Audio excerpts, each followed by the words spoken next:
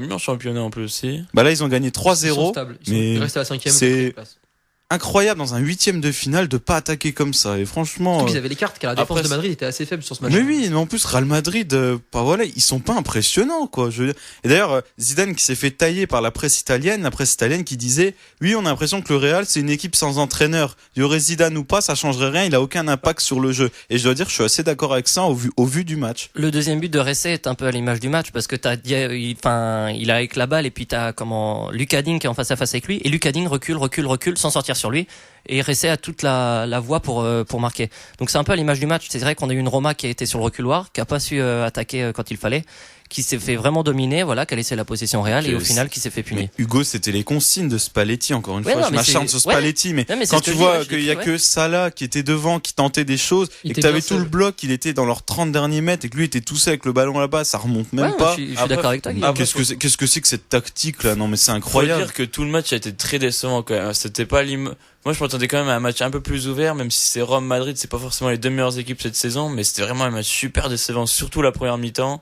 Le Real a mieux joué en deuxième, mais sinon. Il y a un super but de Cricri.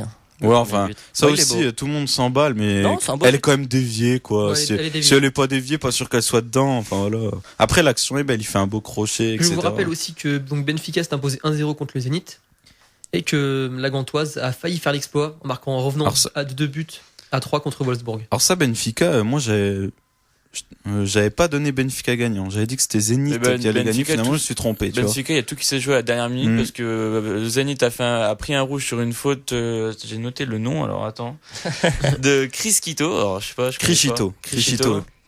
Et sur le coup franc qui a suivi, Benfica a ouvert le score par Jonas. Jonas qui joue à Valence avant, c'est lui ou c'est pas le même? Je ne sais pas. Me regarde pas, je suis pas un spécialiste du championnat Je sais pas si c'est espagnol. le même, je crois que Jonas, c'est le même. C'est l'un des frères des Jonas Brothers. Oui, ouais. Oh là là. Non, mais là, vraiment.